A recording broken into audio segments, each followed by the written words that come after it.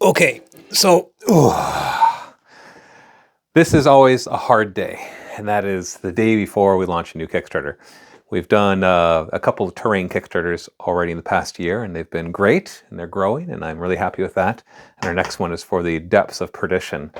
And I always like to make some crappy video right before we launch, just because my brain is all tapped out of doing all the sales stuff and the videos and the images and working with Adam from Greenleaf to paint and paint and paint and paint some more and paint some more. And then there's stuff upstairs too. We printed not the wrong size. It was more the first size. And so we painted up like 160 tiles and then decided to change the size and had to paint hundreds more so we could take pictures of everything. And it's been hectic. Kickstarters are always hectic. And but they're working, right? So like we did the Runes of Drakenfell about a year ago, then we did Runes of Perdition back in the summer, and people seem to like that. So we're going to continue doing these and fulfilling them. Those two are already fulfilled. So yeah, tomorrow it launches. Yeah, I know, right? The sales expert Matthew here right now, really getting you excited. But tomorrow it launches at noon Eastern time, so that's Tuesday, December 9th. And yeah, I've actually lost sleep over the past few weeks because of the stress of all of this, because running a business is a lot of work, and it's a lot of fun, don't get me wrong, seeing all this stuff get painted, working with, like, Ricky's actually modified some just for fun. These actually light up, but I don't have the thing to turn them on right now to show you. Do that in another video. And doing all the graphics and working with iDemo Games and their sculptor who made all of this stuff, which is really cool. But I don't know, this one thing that I don't talk about very often, but because it's obviously not something not necessarily you're going to be that interested in, but a health problem that I have. I have major sleep apnea. I also have restless leg syndrome quite severely, and that also leads to insomnia as well. So my sleep is miserable, basically. So when you couple that with stress for things like this, it's quite difficult. And I'm not looking for you to feel sorry for me or any of that. This is like, it's a job, it's a business, right?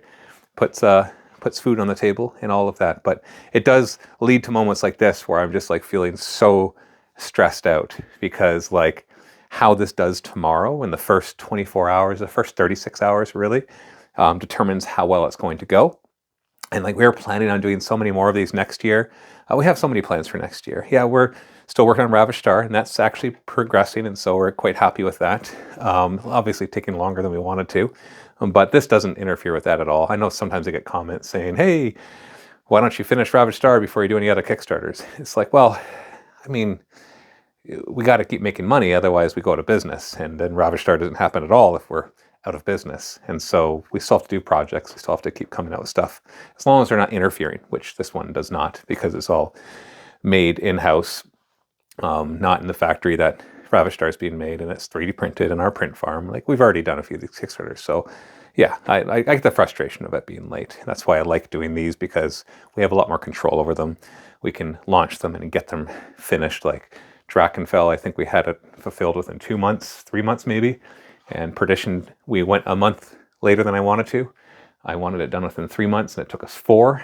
So like, that's how bad it got. It was like 1 month late. And even then, we'd already shipped out like 60% of the physical pledges before it was late. It just took us longer to get them all printed because there was more success than we had anticipated. So that's nice. It's nice to have that control, to be able to be like, hey, we sold way more physical pledges than we thought, so let's just buy some more 3D printers, because that's cheaper than taking twice as long and then having to delay the next one that we do. But I'm just rambling. I really, at this point, like I said, it's the afternoon on Monday. Tomorrow we launch. It's not even 24 hours from now. Links below if you're interested. I really hope that you'll check it out. And I've been talking about this already, but I really hope that you'll consider actually getting a 3D printer. Like, we'll print them for you. And that actually makes us more money if we look at like profit margin. Obviously, it's a smaller percentage profit margin, but because the physical pledges cost a lot more, we do tend to make more dollars per person on the physical. So why would I want you to get your own 3D printer? It's like, because it's very limited physical. We're in Canada, and so we can ship for a decent price to Canada and to the United States, even with the current tariff situation. That makes it a little more difficult, but still it's cheaper than, let's say, overseas. Now we're going to be doing like, we'll give you the option to do like surface shipping, so that, you know, it might take a month or two to get to you, but it's like, well, I don't know the exact prices, but it might be like $50 a shipping instead of $150 a shipping.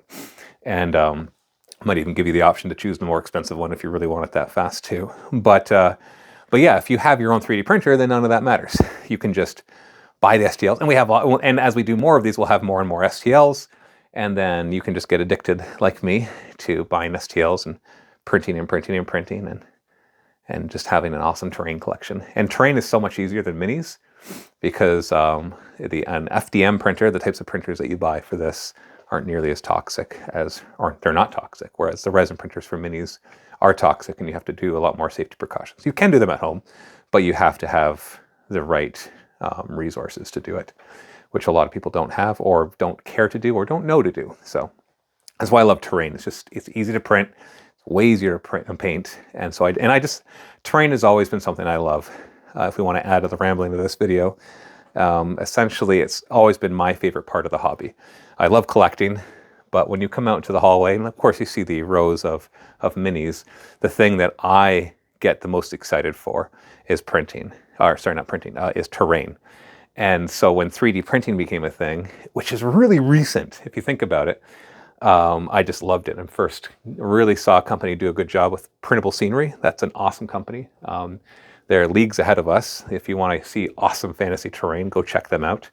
Yeah, I'm doing an advertisement for another company right here. Not even going to make any money from that, but I'm going to be honest, like, these companies are fantastic. Printable Scenery is like the best one. And there's a lot of smaller ones too that do terrain that are really good. And you can find them on My Mini Factory or on their own websites. But if you have a 3D printer, just one of them, you can just crank out constant terrain.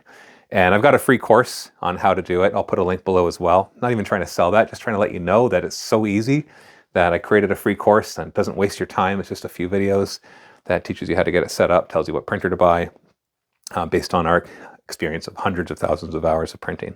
Anyways, I guess what I'm asking for is for you to check it out, because we need more eyes on it, because the more eyes that we get on it, the more likely we get success here.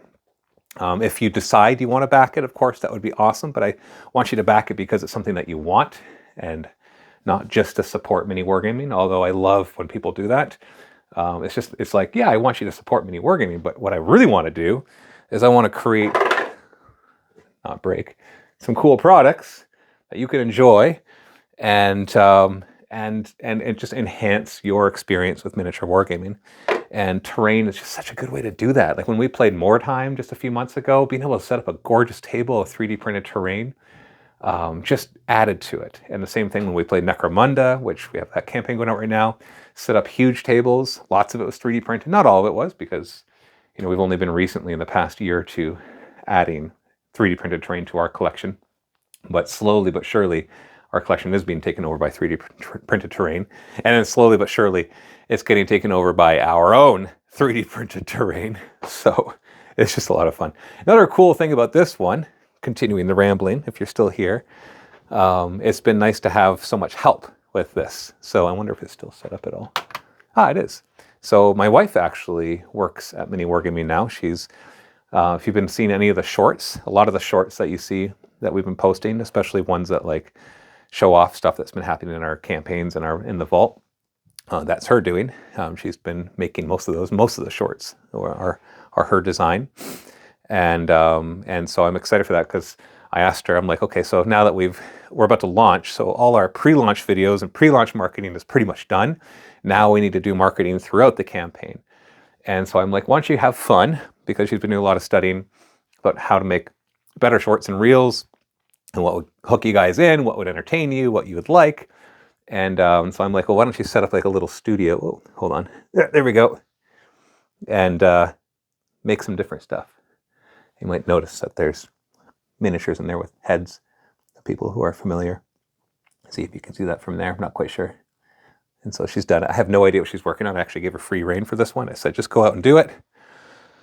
And 3D printing, see? That's Hexen Hills. Oh, I still love it. Awesome. Such an awesome map. It sounds like somebody's coming down, so I better get moving. But so yeah, so go check out the Kickstarter.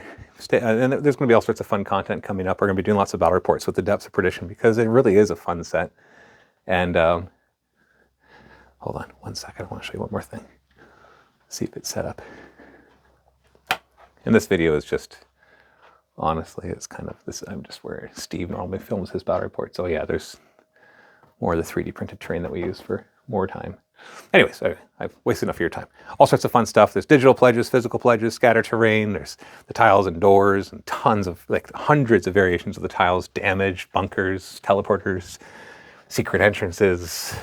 Just a lot of, oh, check this out. Look at that. Isn't that a beaut?